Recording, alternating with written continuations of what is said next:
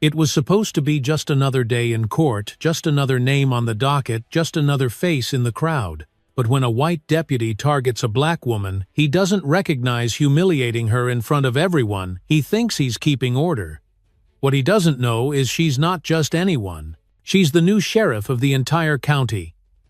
What happens next isn't just shocking, it's a reckoning, a moment of truth that flips the courtroom on its head and exposes a system long overdue for change. Trust me, you're going to want to hear how this ends. Let us know what time you're listening and where you're tuning in from. Drop a comment below, and don't forget to like and subscribe if you believe in justice that speaks for itself.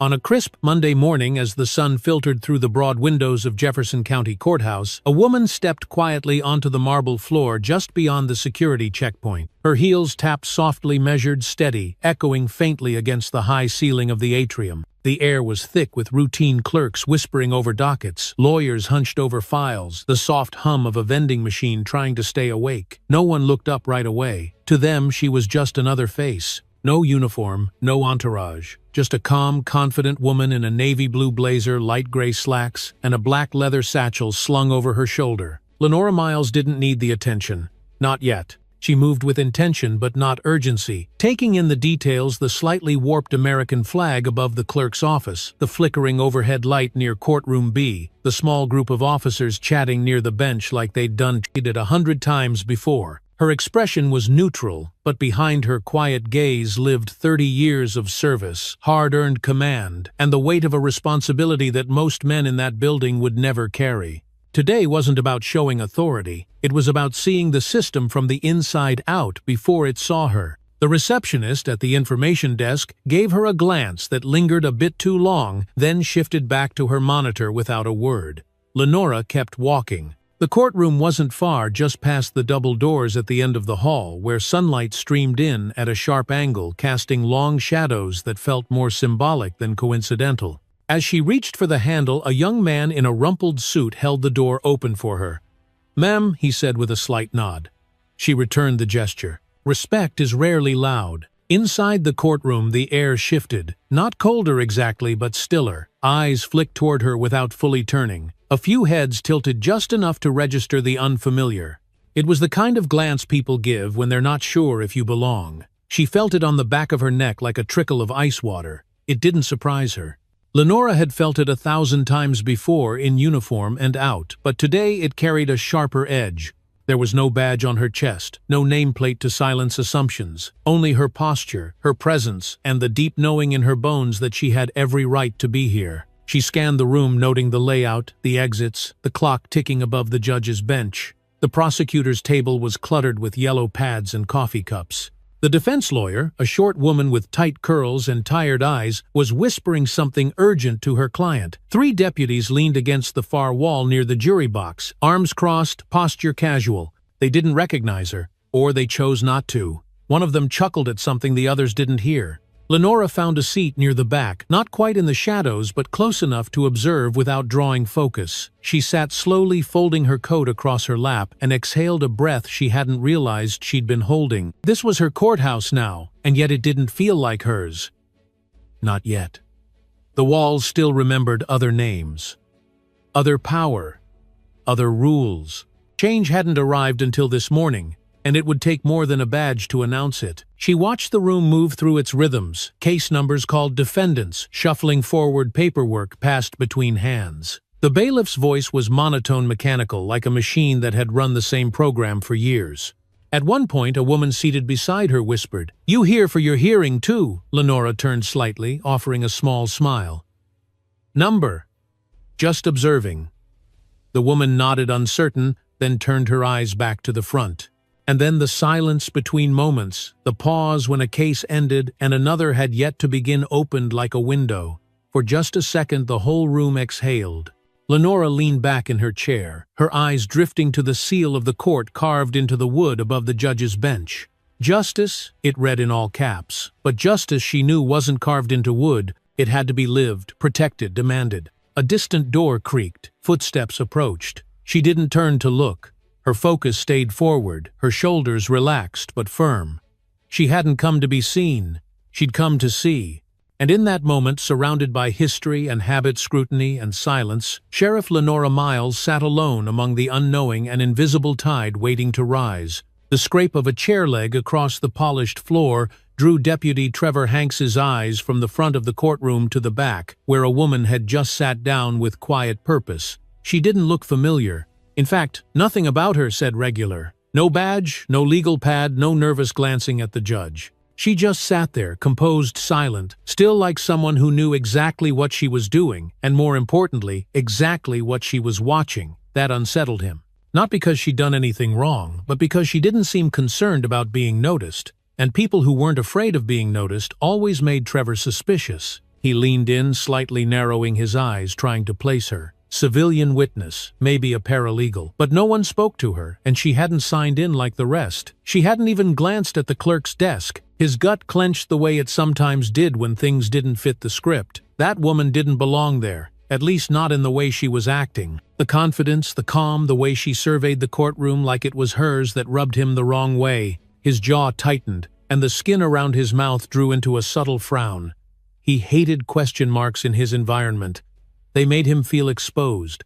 Trevor took a slow breath, adjusting the strap of his utility belt, the leather creaking faintly under his fingers. His hand hovered near his radio, not because he planned to use it, but because the act made him feel in control. He took a few steps forward, not rushed, not obvious, just enough to signal authority without announcing intention. As he approached, the murmurs in the room dulled. A few heads turned, sensing something, but no one said a word. He stopped 2 feet from her seat, squared his shoulders, and said in a clipped tone, "Ma'am, I'm going to need to see some ID." She looked up at him with an expression that was neither surprised nor hostile, just patient, like someone who'd been here before in more ways than one. "I'm not here for a hearing," she said evenly, her voice low but clear. "Just observing." Trevor didn't move. He didn't like the way she held eye contact. Too steady, too calm, like she wasn't afraid of him. "That's not what I asked," he replied louder this time. "Let me see your identification." The room hushed a notch more. Somewhere to the left, someone shuffled a folder just to break the tension. The woman blinked slowly, not irritated, just tired. Not of him personally, perhaps, but of this moment, one she had likely rehearsed in her head too many times to count. She reached calmly for her satchel, but before she could open it, Trevor's voice cut in. "Don't reach for anything." It was sharper, now edged with warning. His hand had moved subtly to his belt, a gesture she caught immediately. She paused, not out of fear, but out of calculation. There was a choice here. Escalate or diffuse. Speak or wait. Respond or rise. Every fiber of her body told her she had the right to push back. But she didn't. Not yet. "I'm not a threat," she said, soft and deliberate. "You're making assumptions." Her words were simple, but they hit the room like a hammer dropped on marble. Assumptions. The word lingered. Trevor's nostrils flared slightly. He glanced around, noting the stares beginning to collect in pockets along the gallery benches. He didn't like this. She was flipping the energy. And he didn't like being on the defensive in his own courtroom. His voice dropped low, almost a growl. "You don't tell me what I'm doing. I asked you to show ID. Now do it." His posture shifted, torso slightly forward, feet planted, hand resting just close enough to the taser on his belt to speak louder than words. It wasn't an overt threat, but it didn't have to be. The message was clear. The woman held his stare for a long moment before standing, slowly, deliberately. She wasn't tall, but she stood in a way that made space around her seem smaller. Her hands were still, her back straight. Her eyes never left his.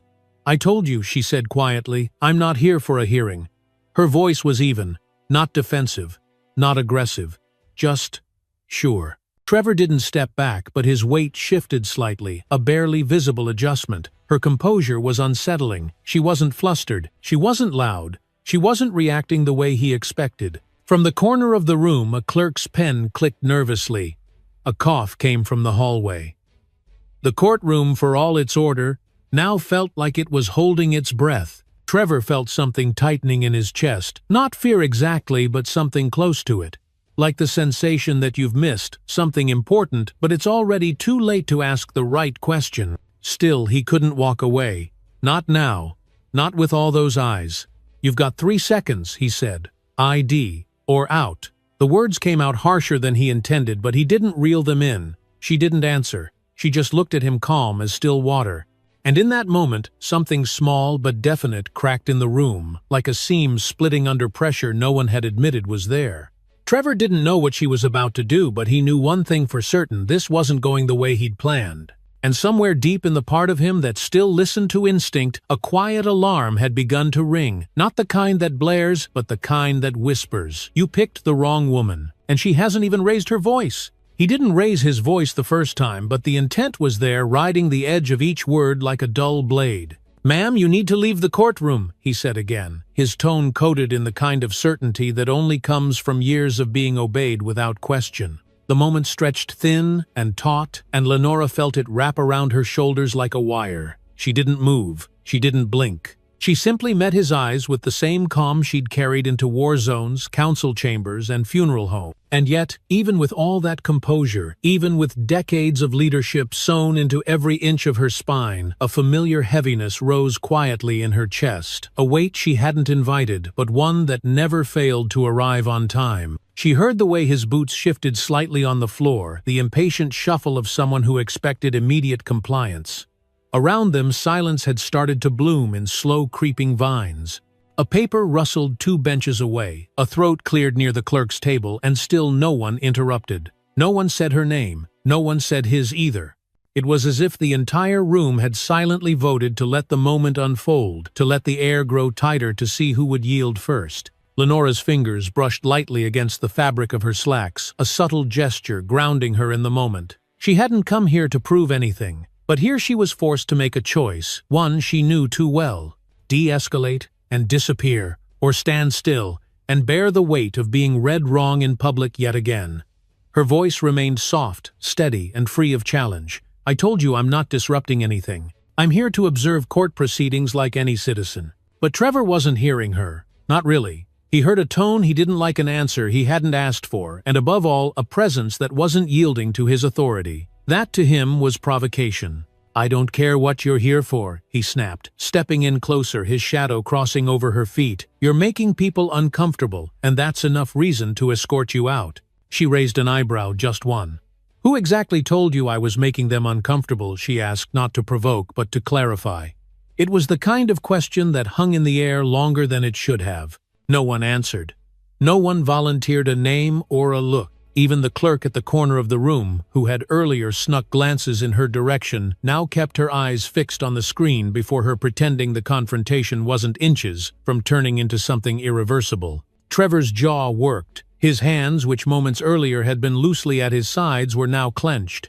"Don't play games with me," he muttered, his voice lowering into something far more dangerous than yelling, a tone of quiet, contained fury, where the next move was already being rehearsed. He reached forward, fingers curling around her forearm, not violently but not gently either. It was the kind of grip meant to signal ownership, control, and finality. The contact, even brief, snapped something loose inside her. Not anger, she had long since learned to guard against that, but something sharper. A flash of memory, her mother being let out of a public office by a white officer in 1972 for asking a question too directly. A teenage Lenora watching, too afraid to speak, too proud to cry. That same sensation returned now. Not fear, not shame, but a steel-cold defiance born of generations, told to sit down, shut up, and step aside. She stood not because he told her to, but because she refused to let his hand remain on her body 1 second longer. As she rose, his grip fell away, surprised by her movement, surprised perhaps that she didn't yank herself free or shove back. Instead, she stood in complete silence, her eyes never leaving his. "Take your hand off me," she said, and the words were so calm they sounded like a lullaby. He stepped back half a pace, caught between procedure and pride, his expression a twitching conflict of authority and uncertainty. "You're resisting," he said, though it was more to himself than to her, as if naming the crime would justify the moment. "No," she replied, still, perfectly still. "I'm standing." The distinction wasn't lost on anyone watching. There was no scene, no shouting, no lashing out. Just a woman standing where she had every right to be, and a man whose uniform was suddenly less of a shield than it had been 5 minutes earlier. Someone coughed again. The bailiff at the door shifted her weight, but didn't move. And somewhere under the bench a dropped pen rolled slowly across the floor, its tiny tapping the only sound that dared to exist. Trevor looked at her, really looked at her for the first time, not just her skin or her clothes or her refusal to cower, but something deeper, something he couldn't quite put words to. Maybe it was the way she didn't flinch, or the way her voice had cut through the tension without needing to rise. Maybe it was how the room had turned not against him but toward her without anyone saying a word. For a man used to quick compliance and low resistance, it felt like watching gravity shift. He didn't say anything else. Not because he'd realized his mistake, he hadn't not yet, but because in that moment the only sound louder than his voice was the silence of a room choosing not to back him up. And in that silence, Lenora stood tall, not defiant, not angry, but steady, rooted like a tree that had weathered 1,000 storms and wasn't going anywhere. He grabbed her arm not with the careless grip of routine, but with the forceful finality of someone staking a claim he believed was righteous. The pressure came fast, and firm fingers wrapping around her forearm like the clamp of a vice, sending a jolt of unwelcome memory down her spine. In that split second, the room didn't erupt, didn't gasp, didn't intervene. It simply paused like a breath caught between words, suspended in a silence that felt heavier than noise. Lenora didn't cry out. She didn't pull away. She simply stood very still, letting his hold speak louder than any protest could. The courtroom lights seemed to flicker in intensity, though they remained perfectly stable. It was her vision, adjusting not to the brightness, but to the moment, one that demanded stillness. One she'd known might come, though she hadn't expected it here. Not now, not like this. Around them, the people seated in neat rows pretended to look at their phones, their papers, their shoes. They saw, of course they saw, but they looked away with that quiet guilt born from the luxury of being able to ignore injustice when it doesn't wear your face. Her heart didn't race, but it beat with a deeper weight, one she'd carried since her 20s, when training officers barked commands and dared her to quit. She hadn't then, and she wouldn't now. But this was different. This was public. This was symbolic. And most of all, this was a man in uniform laying hands on a black woman in plain clothes, in a courtroom in full view of a system that claimed to value order over impulse. Trevor's voice followed his grip, low and forceful. "I said you're leaving. Don't make this harder than it needs to be." She turned her head just slightly to face him, her tone level almost conversational. "You're touching me without cause. Let go of my arm." He didn't. If anything, his fingers tightened. His jaw flexed beneath skin that had gone flushed with stubborn heat. His eyes didn't meet hers. They darted, scanning the room as if searching for backup or confirmation, or even a flicker of agreement. None came. Someone shifted in the jury box, the dull thud of a heel against wood, sounding louder than it should have. Another clerk dropped a pen, the small clatter ricocheting like a bullet through a room too afraid to breathe. And still he held on. Lenora could feel his tension through the fabric of her sleeve. The coiled resistance of a man afraid not of danger, but of being wrong. She could smell the faint metallic tang of nerves, his sweat just beginning to rise under the collar of his pressed uniform. She lowered her voice, not because she feared escalation, but because she wanted every word to land like a stone in still water. "Deputy, you are now assaulting a citizen in a courtroom. There are witnesses. Let go." That word again. Let go. It carried weight, history, instruction, mercy. And yet he stayed where he was, locked in a posture that said, "I can't back down because backing down looks too much like losing." The bailiff, an older man with a gut that hung over his belt and eyes that had seen too much, shifted in place near the doorway. He didn't speak. He didn't move closer.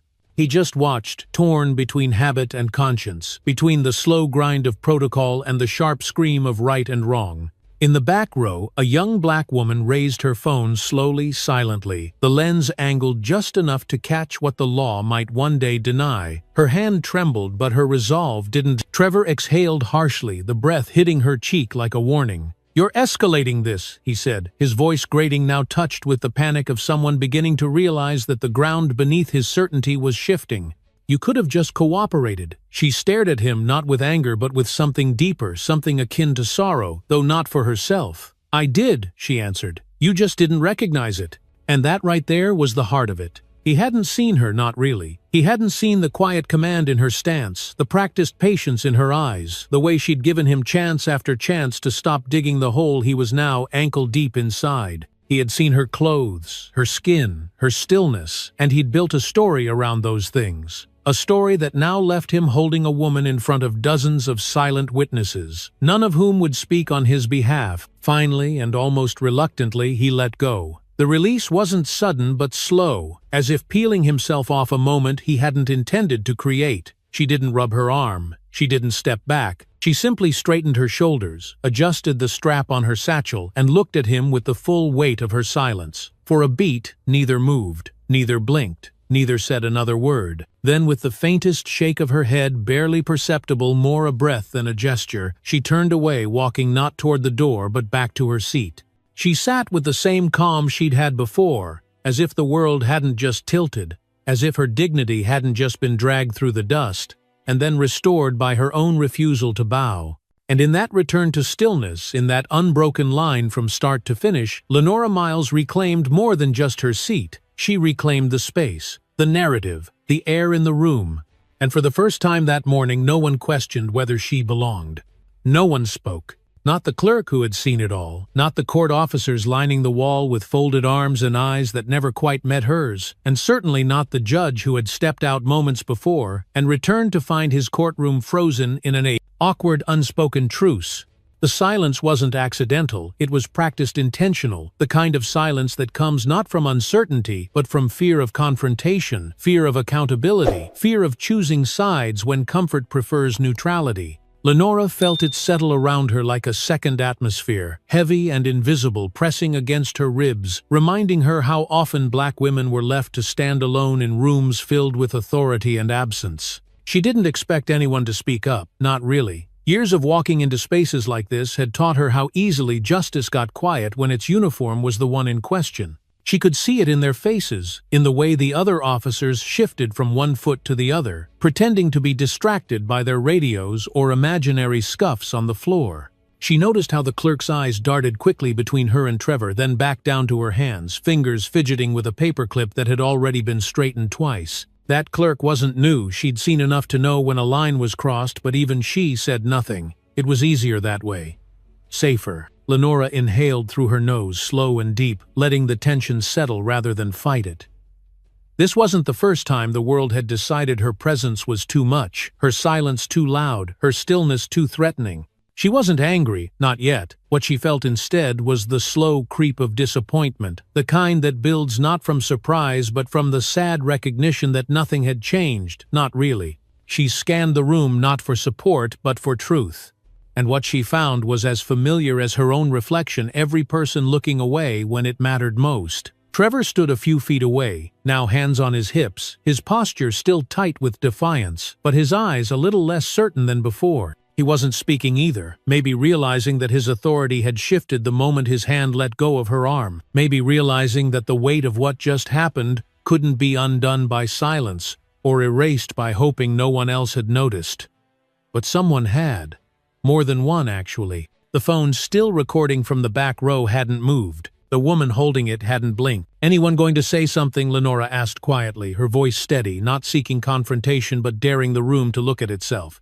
A few heads lifted slightly, startled by the sound like birds flinching in the trees after a distant crack of thunder. No one answered. No one stood. The bailiff shifted again. The clerk's hands stilled.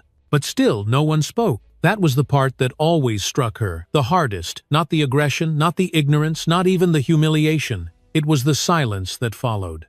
The silence of good people who knew better, who had witnessed wrong, but wrapped themselves in passivity because speaking up might mean stepping into the light. And the light was uncomfortable, too warm, too bright, too revealing. She looked back toward her seat, considering for a moment whether it was worth remaining in a room where dignity had been tested and silence had won. But then something in her steadied, not out of pride, but out of principle. She turned slowly, took her seat once more, and folded her hands in her lap like nothing had happened. That too was a form of protest, the refusal to be moved by injustice, the refusal to give up the ground she had earned inch by inch in a world built to keep her standing at the edges. No one told her to sit. No one gave her permission. And still no one apologized. But in the quiet that followed, as the bailiff cleared his throat and called the next case, Lenora Miles sat where she'd been sitting all along, with dignity intact, shoulders square, and the weight of other people's cowardice no heavier than she'd carried before. And somehow that stillness, her stillness, felt louder than anything anyone else could have said. The badge came out slowly, not with a flourish, not as a challenge, but as a quiet declaration of fact, small, heavy gleaming with an authority that required no explanation. Sheriff, Jefferson County. Her name etched beneath the seal, not to impress, but to remind. Lenora Miles held it in her right-hand fingers, steady arm extended just far enough for the people in the courtroom to see. The gesture was deliberate, not dramatic. No speeches, no outrage, just clarity. A truth laid bare in polished metal and engraved lettering. She didn't look at Trevor as she revealed it, not yet.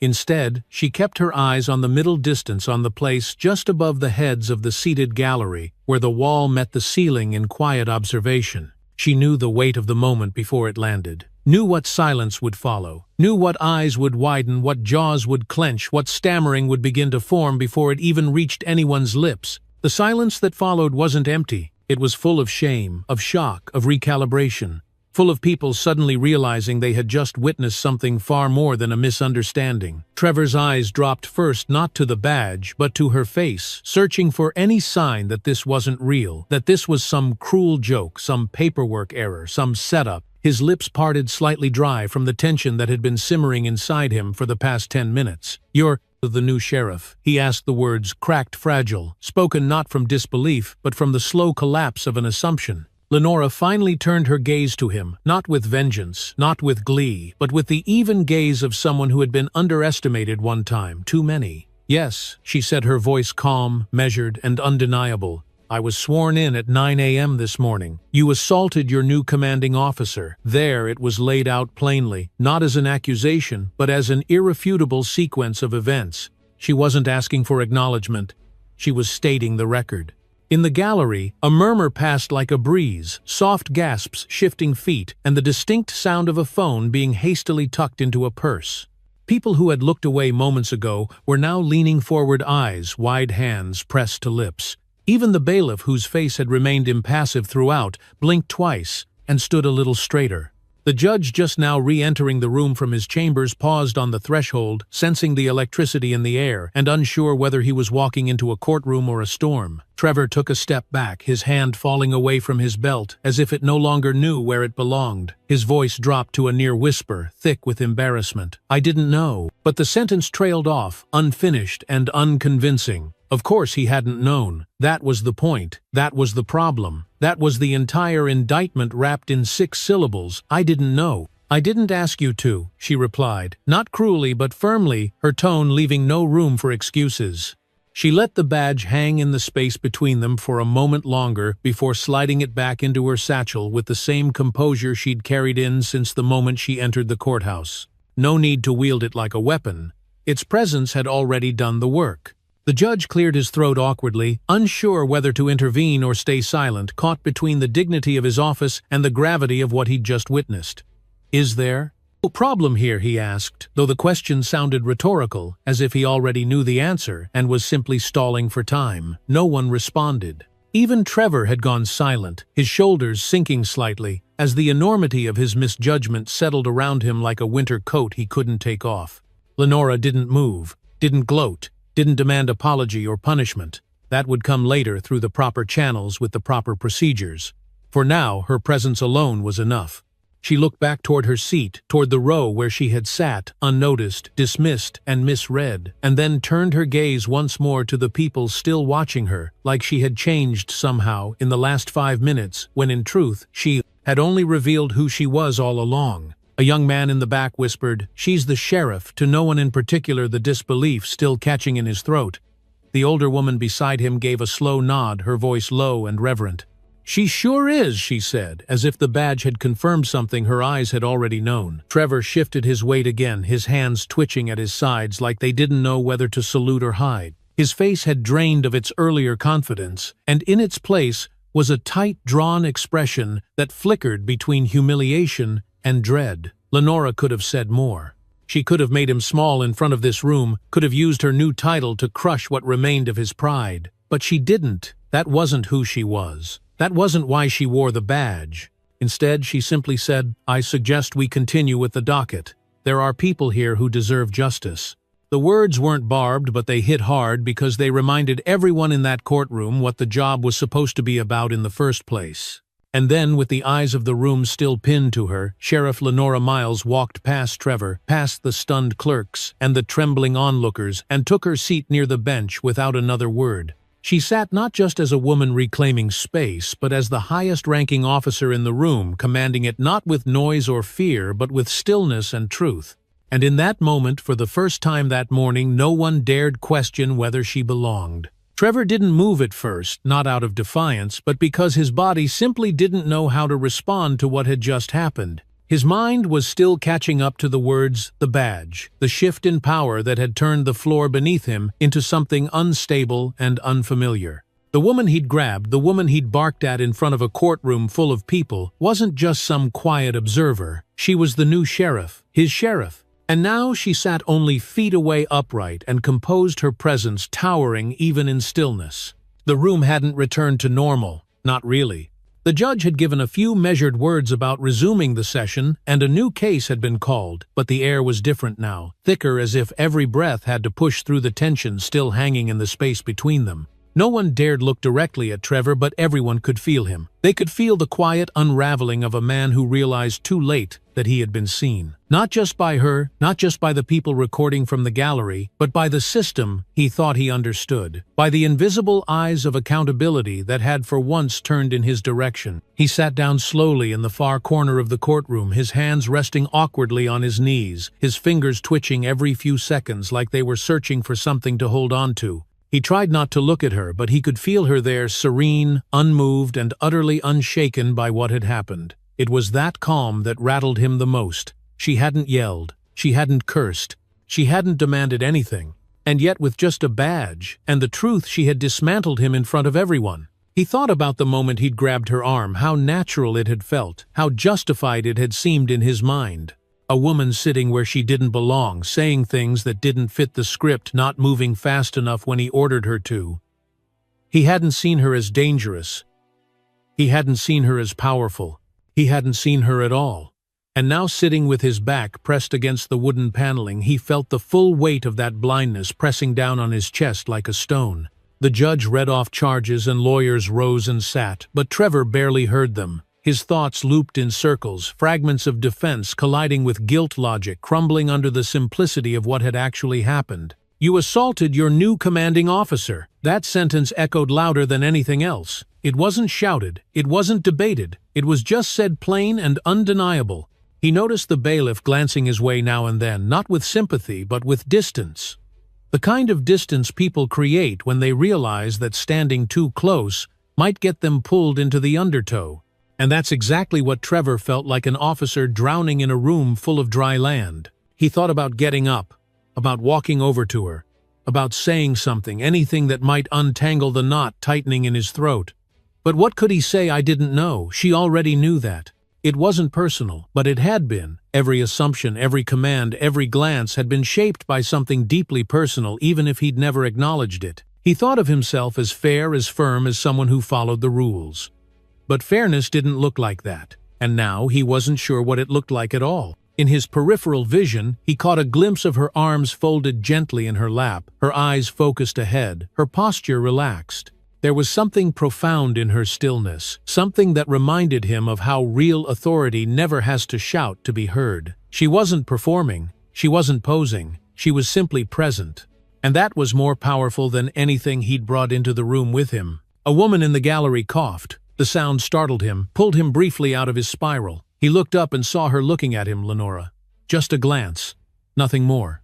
But in that brief moment of eye contact, he saw something unexpected. Not pity, not anger, just clarity. She didn't need him to fall apart. She didn't need to humiliate him. The lesson had already been delivered. Trevor looked away, his gaze falling to the floor. The grain of the wood ran in long, unbroken lines, steady and indifferent. He focused on it, breathing slowly, willing the noise in his head to fade. There would be consequences. He knew that. Internal affairs would be involved. Reports would be filed. Cameras had captured the entire incident.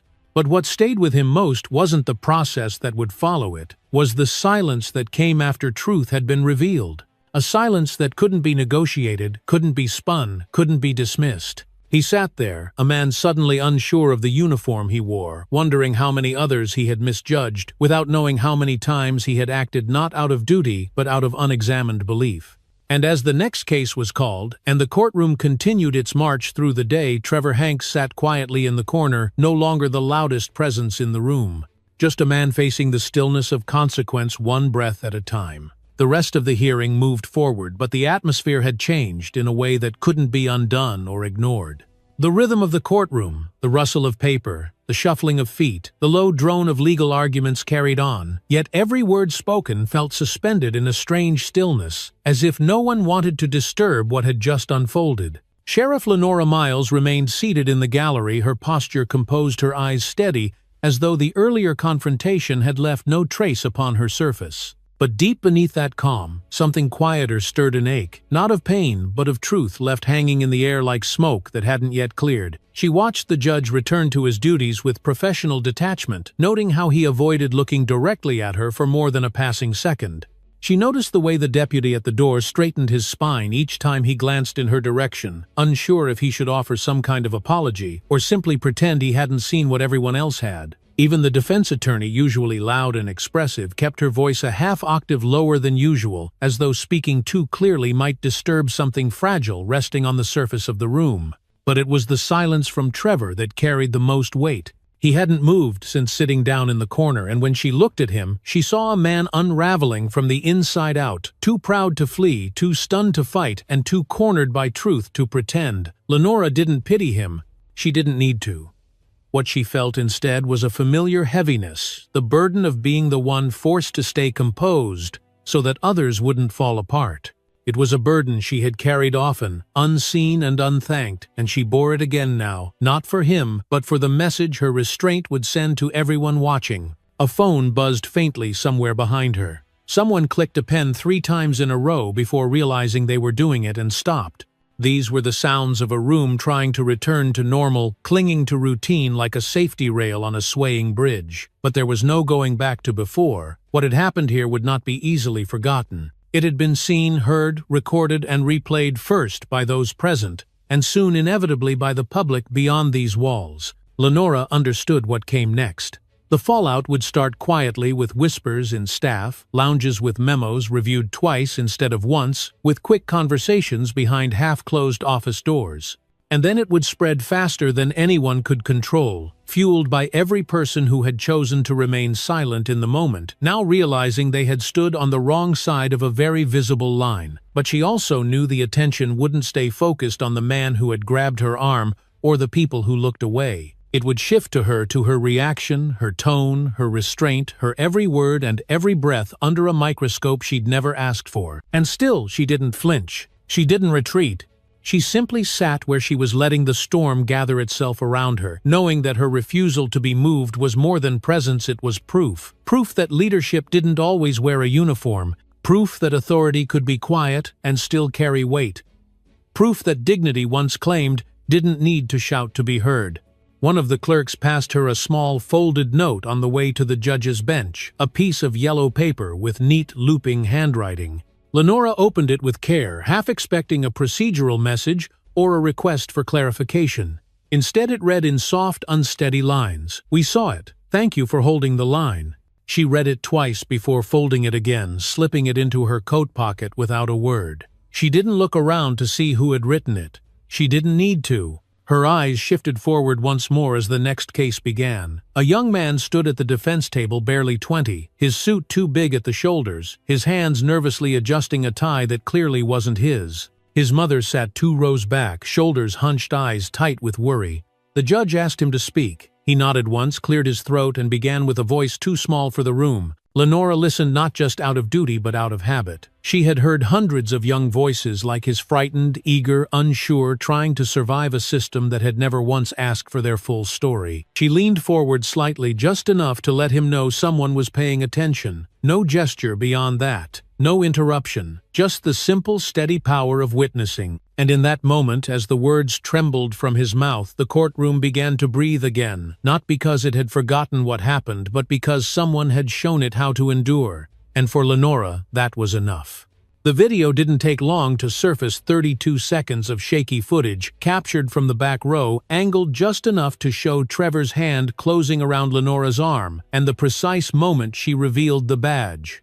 There was no commentary, no dramatic zoom, no voiceover, just raw, unfiltered reality. The sound was low, the crowd quiet, but the tension needed no amplification. By the time it was posted online, the courtroom was still filing out, unaware that the outside world was already watching, already judging, already choosing sides. The internet didn't need time to digest. It only needed a spark. Within hours, the video had gone viral, shared across platforms with hashtags that bloomed like wildfire. Number Sheriff Miles, number Justice in Real Time, number Courtroom Reckoning. Some shared it with outrage, others with admiration. But what caught Lenora off guard was the sheer velocity of it all. By evening, her name had reached the headlines of national news outlets, framed in headlines that didn't ask if what happened was wrong. They knew.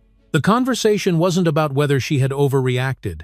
It was about how often this happened to people without badges, without titles, without a camera rolling in the right direction. She didn't read the comments at first, but she felt the swell of them in the rhythm of the day, the way her phone lit up with unfamiliar numbers, the emails that poured in from strangers, sharing their stories, the calls from networks asking for interviews she wasn't ready to give. The sheriff's department issued a statement by noon, one written carefully, cautiously, but with a tone that leaned toward apology. Internal Affairs had already launched an inquiry into the incident, but none of it surprised her. What surprised her was how quickly people began to rally, not just in support of her, but in demand for something more permanent. Outside the courthouse, a small group of citizens had gathered with signs, most of them quiet, all of them determined. Some held posters with her photo, others with the words, "We see you," printed in bold capital letters. One older woman held a cardboard sign with the words, "This time she had a badge," scrawled across it, a bitter acknowledgement of how close things might have gone had Lenora not been in uniform, had she not, in that one moment, been granted a protection others were so often denied. Lenora watched from her office window, her coffee cooling on the desk, her hands resting gently in her lap. She had been through crises before: natural disasters, hostage negotiations, internal scandals, but nothing quite like this. This wasn't just about her. This was about the system bending under the weight of its own assumptions about a uniformed man failing to see the humanity in someone who outranked him simply because she wasn't wearing what he expected. It was about every unspoken rule that had allowed behavior like his to go unchecked until the moment it collided with the wrong woman. A knock at her door pulled her from thought. Deputy Marshal Benita Grant stepped inside, holding a folder in one hand, and a look of concern that didn't need explanation. "You good?" she asked softly, not out of protocol but out of friendship. Lenora nodded, though the answer wasn't that simple. "I'm still processing," she said, her voice calm, but laced with the fatigue that comes from being strong for too long. Benita set the folder down and took a seat across from her. "You want me to handle media?" she offered. "You don't have to speak until you're ready." Lenora appreciated the gesture, but she knew that silence, intentional or not, could be misinterpreted. "No," she said after a pause, "I'll speak. But on my terms." She glanced at the clock, then at the crowd still gathered below. "Tomorrow morning, on the steps. I want people to hear it from me." Benita gave a quiet nod, understanding the weight behind the decision. This wasn't about making a statement.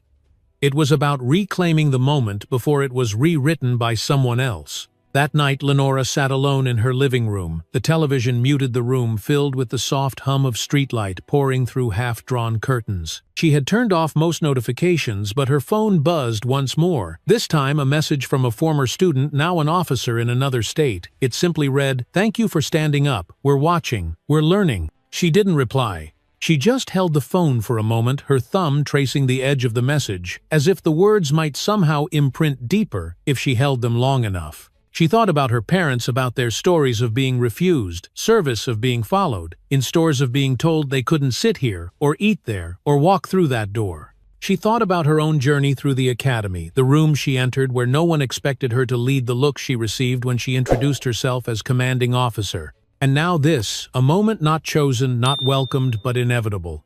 The world didn't see what came before the badge. It didn't see the battles she fought just to wear it.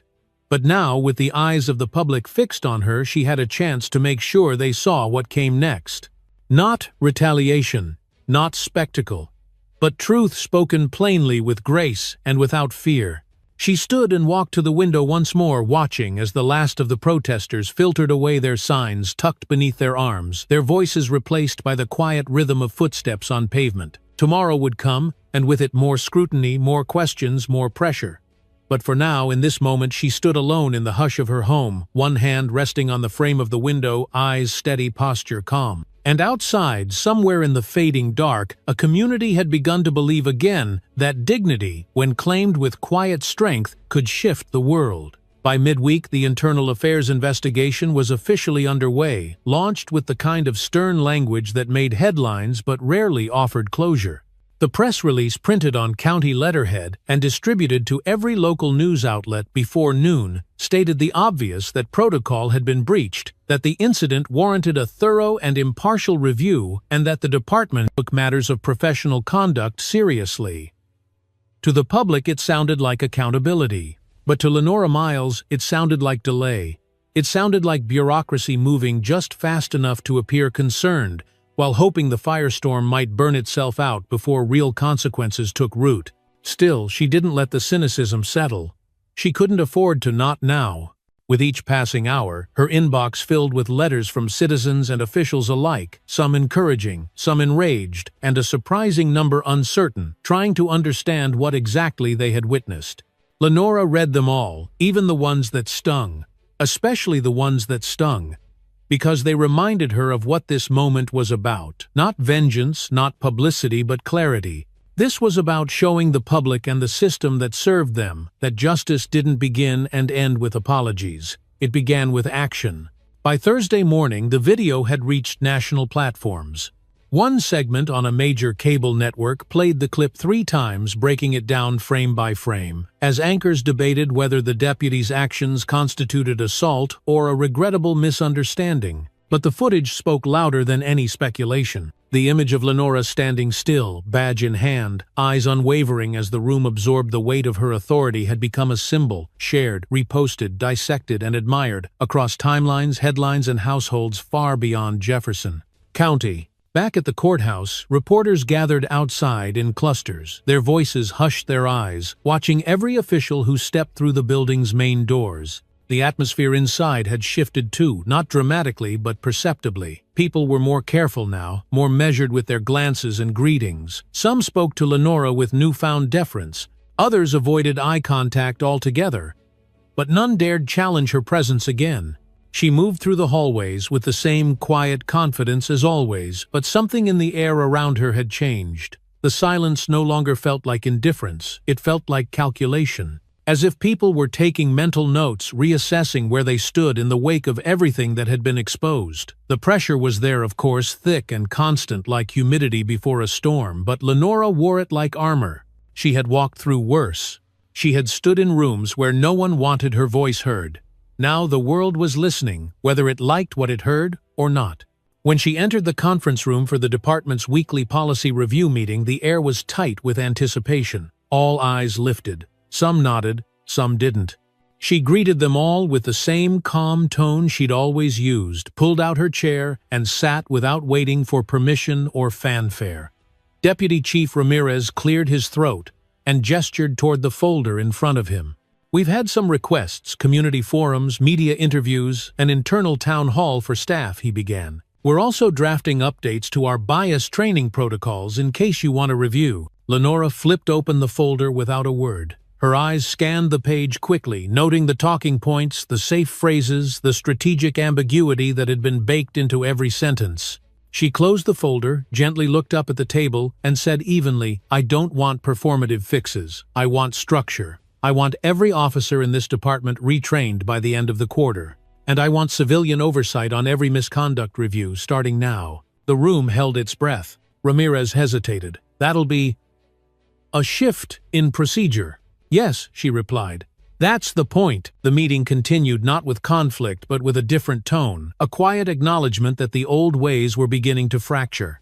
Not from outside pressure alone, but from within, pushed by someone who understood the stakes, who had endured the system's failings, and still chose to reform it rather than burn it down. That afternoon she sent an internal memo outlining new standards for officer engagement, use of force transparency, and department-wide accountability audits. It wasn't flashy, it wasn't revolutionary, but it was the start of something real. As she signed the last page, her hand paused for a moment, pen hovering above the signature line. She thought of her first week on the force years ago, when her presence in the locker room was treated like a disruption. She thought of the countless traffic stops where her badge wasn't enough to stop questions, where her voice had to do the work of 10.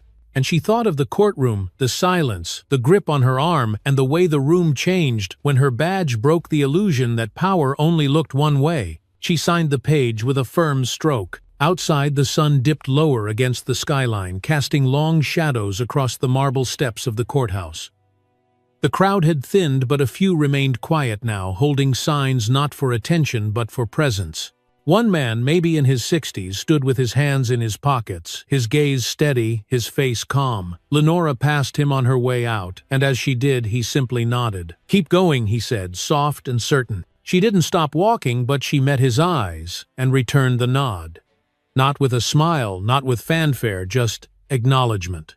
The kind that didn't need to be explained, and as the courthouse doors closed behind her, the day fell into a steady hush, not empty, not forgotten, just quiet in a way that felt earned. The morning air was crisp and dry, laced with the quiet anticipation that tends to settle before something is said that cannot be unsaid.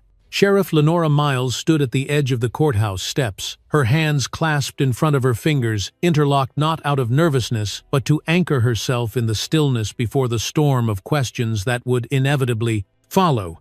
Reporters had gathered in small clusters across the plaza, cameras already humming softly, microphones extended like arms, reaching for something raw and unrehearsed.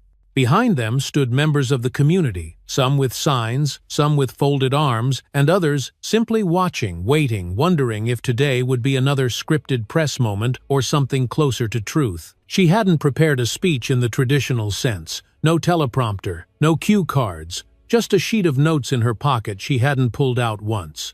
Her voice, when she finally spoke, was low and clear, deliberate in the way only someone who had been misjudged and dismissed too many times could manage. "I want to begin by saying I didn't plan for any of this," she said, her eyes sweeping the crowd without searching for approval. "But sometimes what you don't plan becomes exactly what you need to confront." There was no cheering, no applause, just silence, the kind that leans in, that listens, not because it's told to, but because it knows it must. "I was mistaken for someone who didn't belong," she continued. "I was spoken to like a trespasser in a space I was sworn to protect. And when I offered nothing but calm, I was met with force, not because of what I said, but because of what I looked like and how I didn't fit a certain expectation." A few camera shutters clicked. A child's cough echoed briefly from the back of the crowd, and then once more the hush returned. Lenora didn't raise her voice. She didn't need to. The weight of her words didn't come from volume, they came from the ache of having lived them too often. "This isn't about a single deputy," she said. "It's about a pattern, a culture. A failure to ask before assuming, to listen before acting, and to respect before reacting." She paused, not to collect herself, but to allow the truth to settle. Her gaze moved across the rows of journalists and staffers, then over to a group of teenage girls in school jackets, standing near the edge of the sidewalk. One of them had tears in her eyes. Another clutched her phone like it was a lifeline. "I am not here to destroy a career," she continued, "but I will not ignore what that moment revealed. My job is not just to wear this badge, it's to honor what it stands for. And that means making sure every person in this department understands that their power is a privilege, not a given. It is earned through restraint, empathy, and accountability." The breeze picked up slightly, carrying the hem of her coat just enough to lift it from her legs. She didn't shift, didn't flinch. She had stood in worse storms than this, and each one had taught her that dignity only bends when you hand it away. "Some of you have asked why I didn't respond with anger," she said now, looking directly into the nearest lens. "Why I didn't push back, raise my voice, or call for immediate suspension. My answer is simple: I lead by example. And in that courtroom, I chose control over chaos, patience over pride, and principle over performance." Her voice softened just slightly, not because she was tired, but because the next words were closer to her heart. "I've been that little girl watching her mother be mistreated in silence. I've been that officer overlooked in a lineup, And now I am that sheriff who walked into her own courthouse and had to remind someone on camera who she was." A murmur rippled through the crowd, not out of shock, but out of recognition. People weren't just hearing her, they were remembering their own stories. I want every young black woman watching this to understand. You do not have to prove your worth in rooms built to forget your name. You walk in anyway, you hold your space. And you lead not when it's comfortable, but when it's necessary. A woman near the front wiped her eyes with the corner of her scarf. A man in uniform bowed his head. Lenora nodded, once acknowledging what had passed between her and the crowd. "I've called for full retraining across this department. Not because I doubt our officers, but because I believe in giving them the tools to be better. We will implement civilian oversight, new response protocols, and a zero-tolerance stance on profiling of any kind. Not next year, not after more hearings. Now." Someone clapped softly just once before realizing the moment was not one for applause. Lenora stepped back from the microphones, giving the silence a chance to stretch and settle again. She didn't linger. She didn't turn it into a spectacle. She simply offered a final sentence, one that had no polish and no spin, just honesty. "I wear this badge to serve people, not to be feared by them," she said. "And that means starting with the truth, even when it's uncomfortable." Then she turned, walking slowly down the steps, not toward the building, but toward the people, past the cameras, past the signs, past the teenage girls, who now looked at her like she had just handed them permission to be unshakable. She didn't wave, she didn't smile. But as she walked, her shoulders stayed square, her stride steady, and her silence now said everything it needed to. The press conference was over, the cameras folded down like tired limbs, and the plaza outside the courthouse slowly emptied beneath a cloudless afternoon sky. Sheriff Lenora Miles remained behind a moment longer, her fingers tracing the railing beside the marble steps, not out of uncertainty, but to absorb the stillness left in the wake of words that had traveled further than her voice ever could.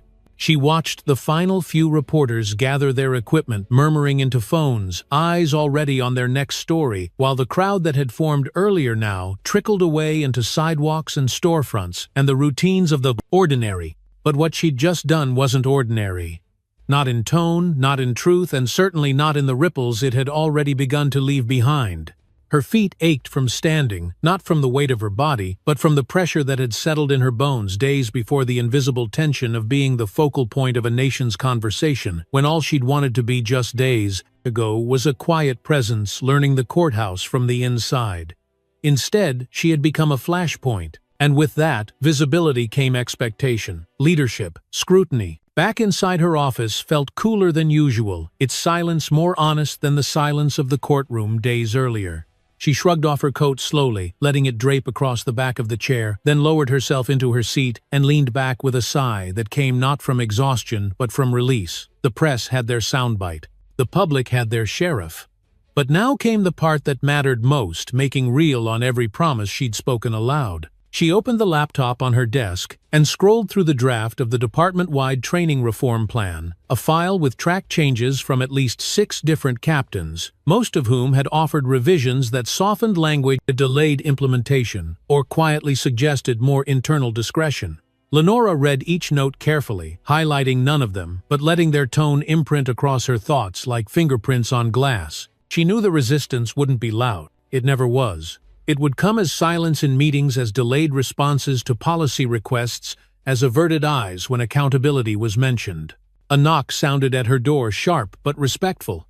"Come in," she said, without turning around. Deputy Grant stepped inside file folder, tucked under one arm, her badge clipped neatly beside a crimson scarf. "There's already a line forming for Monday's open forum," she said, her voice calm but tinged with something between pride and concern. "Some are coming to support. Some are welcoming to challenge." Lenora nodded, folding her hands gently in her lap. "Let them," she said. "If we only listen to the ones who agree with us, we're not leading. We're curating comfort." Benita offered a faint smile and set the folder down on the desk. "I thought you'd say that."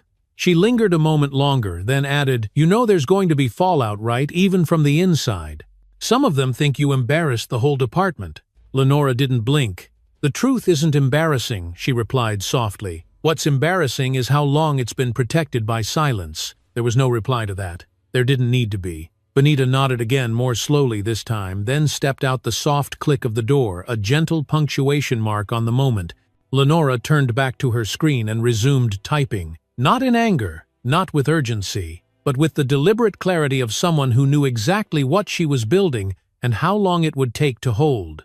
She added a new line to the policy draft. All officers required to complete implicit bias review quarterly with civilian observers present for each debrief. She stared at it a long while, imagining the faces that would bristle at it, argue it, claim it was unnecessary. She kept it anyway.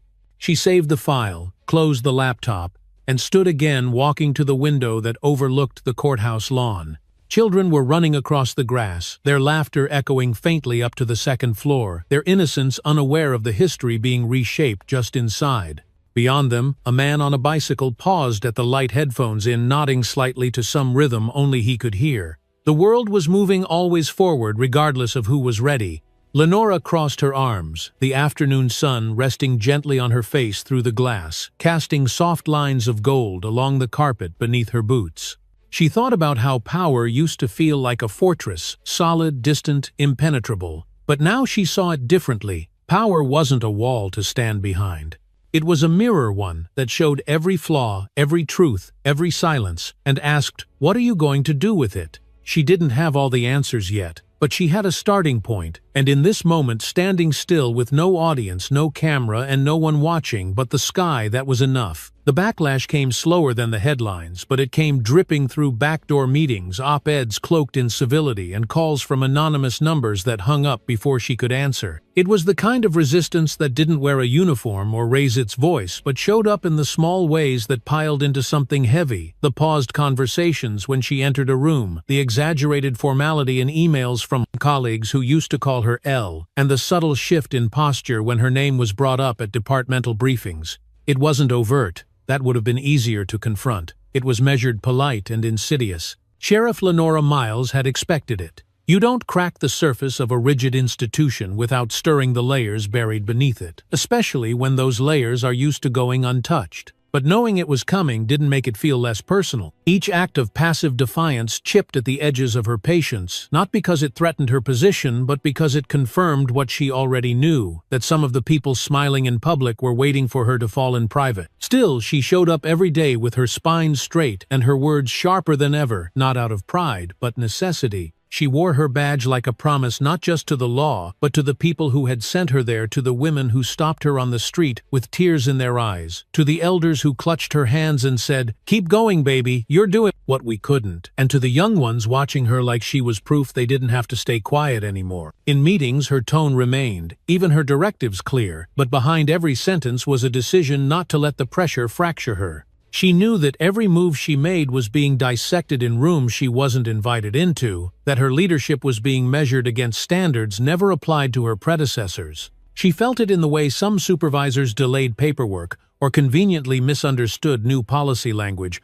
or questioned procedural adjustments as if they were threats, not reforms. And then came the radio interviews, the blog posts, the phone-in rants from former officers and self-styled patriots who painted her as divisive, overly political, or weaponizing race. They didn't name her directly. They didn't have to. The phrases were dog whistles pitched to ears already tuned for outrage. One host said, "Law enforcement should be about tradition, not activism, as if justice and evolution were mutually exclusive," Benita warned her. "They're trying to wear you down slowly," she said one morning over coffee in the break room, her voice low but steady. "They know they can't push you out, so they're trying to make you walk." Lenora sipped her coffee, eyes on the window where a line of third graders passed by on a field trip, hands linked, eyes wide with wonder. "Then they're going to be disappointed," she said calmly.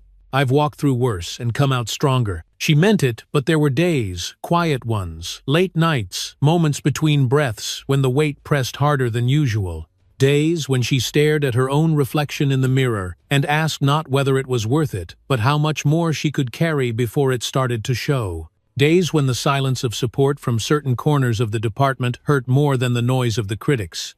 But even in those moments, she returned to the same thought. Leadership wasn't about comfort, and change was never welcomed by those who benefited from the way things were. Her job was not to be liked. It was to be principled, consistent, unshakable. So she kept going, refining the bias training modules herself when consultants failed to deliver, attending town halls where her presence shifted the energy in the room, walking the neighborhoods others only drove through because she still believed leadership should be visible, especially where it mattered most. She met with church leaders, school boards, civil rights groups, and yes, even the police union, knowing full well which faces in the crowd were genuine and which were waiting to see her stumble. "I'm not here to burn bridges," she told a room full of supervisors at a quarterly review, "but I'm not afraid to build new ones without you." Some nodded, some frowned.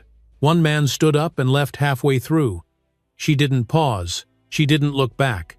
And still amid the friction, something was shifting, not loudly, not all at once, but in the small, undeniable ways that mattered.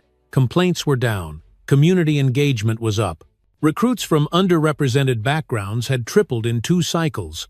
An officer who once kept his head down during diversity sessions now stayed behind to ask questions. Another who'd dismissed her early directives submitted a proposal for neighborhood-based mediation programs. Change, it turned out, didn't always announce itself. It showed up in motion, in momentum, in the cracks that became new foundations. One evening, as she walked to her car beneath the fading gold of a Carolina sunset, a young officer approached her in the parking lot, hesitating before speaking. He couldn't have been more than 24, fresh-faced and unsure. "Sheriff Miles," he said, voice tight with hesitation, "I just wanted to say, it means something to see you here. For people like me." She smiled, not wide but full. "Thank you," she said, simply offering him a nod of acknowledgement that carried more than words ever could. And as she drove away, the courthouse shrinking in her rearview mirror, she felt something settle, not peace, not relief, but a kind of earned clarity. The backlash would keep coming, the pressure would remain, but so would she. And that, she decided, would always be enough. On the surface, things began to settle. The cameras no longer waited outside the courthouse, the headlines shifted to the next outrage, and the buzz around Sheriff Lenora Miles faded into the quieter rhythm of day-to-day operations. But beneath the calm, something deeper had taken root, something slower, stronger, and less visible than a trending topic. The culture was shifting, not in sweeping declarations, but in the small, quiet choices people made when they thought no one was watching. And Lenora saw it in moments most others might have missed. She saw it when Officer Devin Lattimore, young, eager, still a little rough around the edges, paused before interrupting a community member at a forum, choosing instead to let her finish. She saw it when 2 veteran deputies stayed behind after a training session, asking questions they'd never bothered to ask before, not because they didn't know the answers, but because they'd finally realized they didn't. She even saw it in the silence between conversations, the spaces where hesitation used to live, now slowly being filled with curiosity, discomfort, and most importantly, growth. It was in one of those ordinary days, about 2 weeks after the media frenzy had passed, that Lenora found herself walking into the precinct break room just as someone turned off the television. The screen still reflected the afterimage of a talk show panel debating the state of law enforcement. The room quieted as she entered, not out of awkwardness, but from a kind of subtle respect that hadn't always been there before. She nodded to the officers gathered around the table, poured herself a cup of black coffee, and leaned against the counter with a steady breath. "You all right, Sheriff?" someone asked Detective Mendez, leaning back in his chair, arms folded loosely, eyes thoughtful instead of guarded. She met his gaze and gave a slow nod. "I am," she replied. "How about you?" He tilted his head slightly, like he wasn't sure how much truth to offer. "Getting there," he said finally. "We're all adjusting, I think." Lenora appreciated the honesty. Not every shift in culture had to come with conflict. Sometimes it just needed space. "Good," she said. "That's all I ask. That we keep moving forward, even if it's messy." Outside, the late morning sun stretched long shadows across the parking lot, and a gentle breeze stirred the courthouse flag into a lazy flutter. From her office upstairs, the voices of the Community Advisory Board echoed faintly through the open door, laughter, frustration, and a few raised voices. It wasn't perfect, but it was real, and Lenora had learned that real progress never came dressed in polish. It came in stumbles, in uneasy questions, and in the willingness to show up again tomorrow. Later that afternoon, she sat in a folding chair in the back of a local church basement, her notepad resting in her lap as she listened to parents speak about school resource officers and trust. The room smelled faintly of old hymnals and floor wax, and the metal chairs creaked every time someone shifted in discomfort. A woman stood up near the end, gray hair in a tight bun, eyes sharp behind her glasses. "My grandson's afraid of the badge now," she said quietly. "He used to want to be a cop. Now he won't even talk to one." Lenora felt the sting of that truth, not as a personal wound but as a reminder of what had been lost. She stood slowly, not to correct but to honor what had been said. "Then it's our job to earn it back," she said softly. "Not with promises, with presence." The woman gave a single nod, then sat back down. That evening, Lenora returned to her office as the sky turned amber, its light pouring across her desk in long streaks of gold. She took out the policy review binder again, flipping through the most recent updates, increased field audits, new de-escalation protocols, and a draft for a peer mentoring initiative aimed at building bridges between junior officers and the communities they served. As she turned a page, her eye caught a sticky note someone had left tucked into the margin. It was written in blue ink, clearly rushed, but sincere. "This feels different. Don't let it stop." She didn't know who had written it. Maybe a staffer. Maybe a lieutenant who hadn't yet found the courage to speak in meetings. It didn't matter. What mattered was that someone had felt the shift and wanted it to continue. She closed the binder, set it aside, and leaned back in her chair, exhaling slowly as she stared out the window toward the quiet street beyond. A young officer walked by outside, escorting 2 kids across the sidewalk to the rec center. He smiled, nodded, said something that made one of them laugh. Lenora didn't need to hear the words to understand what was happening. It was working. Not fast. Not loudly. But undeniably. One choice at a time. One step forward. She sat there in the silence of her office, the light fading slowly around her, and thought not of the past few weeks but of the months ahead. Of the long road still left to walk. Of the people who would join her. Of the ones who still didn't believe. And of the weight she would continue to carry, not as a burden but as a commitment. And in that quiet moment, with the hum of fluorescent lights overhead and the soft shuffle of footsteps down the hallway, she felt something she hadn't let herself feel in days. Stillness. Not because the work was done, but because for once she wasn't walking alone. The hallway was empty when Sheriff Lenora Miles stepped out of her office that evening, her keys in one hand, her other hand brushing lightly against the cool painted brick wall as she walked in silence toward the back exit. The courthouse was quiet in that late hour, save for the faint hum of overhead fluorescents and the distant shuffle of a janitor's mop somewhere on the second floor.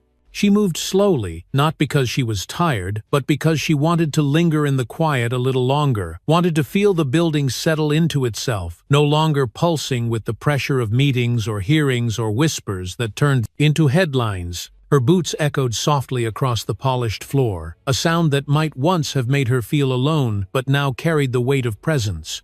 Every room she had stood in these past few weeks had been thick with questions, some spoken, most not. Every step she had taken had left a mark, intentional or not. And though the adrenaline had long faded and the firestorm of public reaction had shifted elsewhere, the shape of what she had set in motion remained, and she could feel it in her chest, a pressure, not of pain, but of purpose. She reached the stairwell and paused briefly, hand resting on the metal railing, eyes trailing upward toward the narrow window that revealed the deepening blue of twilight.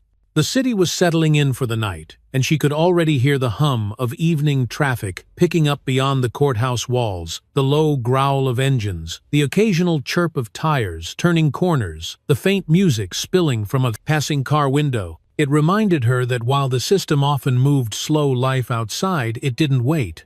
At the bottom of the stairs, just as she pushed open the heavy door leading to the back lot, she noticed a figure leaning against the far fence, tall, broad-shouldered hands tucked in jacket pockets, face hidden beneath the brim of a worn baseball cap. For a split-second, instinct gripped her, the old reflex to read posture, calculate distance, measure risk, but the moment passed when the figure raised his head and offered a small nod. "Evenin', Sheriff," he said, voice calm, low, and familiar. She recognized him immediately. Eric Monroe, a retired firefighter and lifelong resident of Jefferson County. He'd spoken at a forum just last month, soft-spoken but firm, asking the kind of questions that revealed not anger but deep disappointment in the way things had been allowed to fester for too long. She offered a nod in return and walked toward him with easy steps. "Didn't expect to see anyone out here this late," she said, stopping a few feet from the fence, her voice relaxed. Eric shifted his weight slightly, his gaze on the courthouse rather than her. Didn't expect to be honestly, but I got in my truck and for some reason I drove here. Just felt like I needed to. Lenora didn't ask why. Some things didn't need to be explained. They stood in silence for a moment, both watching the glow of the security lights spill across the lot in long amber streaks. A breeze passed between them, rustling the branches of a nearby tree, and the scent of rain clung faintly to the air, though the sky had remained dry all day. My father, Eric said, suddenly used to tell me that real leadership is the kind you never have to announce. That when it's real, people just feel it when you walk in the room. Lenora turned slightly, not speaking yet, letting him finish. But lately he continued, I think leadership's also about standing still when the ground moves beneath you and letting other people find their footing because they know you're not going anywhere. She let those words settle for a long moment before replying. I've had to learn to do that with more silence than I ever expected, she said, and more stillness than I'm comfortable with. Eric nodded. And it's working. Whether folks say it or not, they feel it. The shift. She smiled then, just a little, the kind of smile that comes when validation doesn't feel like praise but like a shared truth finally spoken aloud. Sometimes I wonder if it's enough, she said quietly. If what we're doing here can hold, or if it's just a pause before it all slips back. Eric pushed away from the fence, walking slowly toward the gate, his steps thoughtful. You won't know that for a while, he said, glancing over his shoulder. But I can tell you this, most of us have been waiting a long time just for a pause, a real one. And the fact that you're here holding it steady means we can finally breathe for a minute. She watched him go, his frame fading into the dark beyond the gate, his words staying behind like footprints on still soil.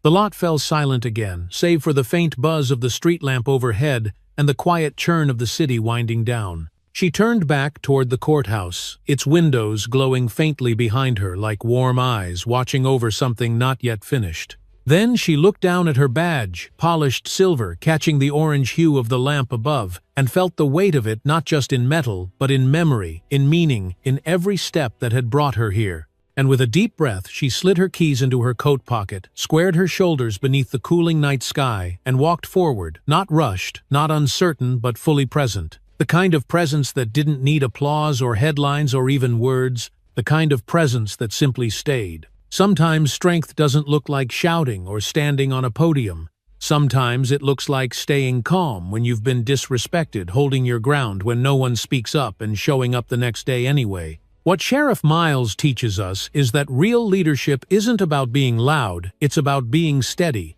It's about choosing dignity over ego, truth over comfort, and justice over popularity. For those of us who've lived long enough to see the world change, we know the loudest voice isn't always the wisest. What matters is consistency, character, and the courage to keep going even when you're standing alone.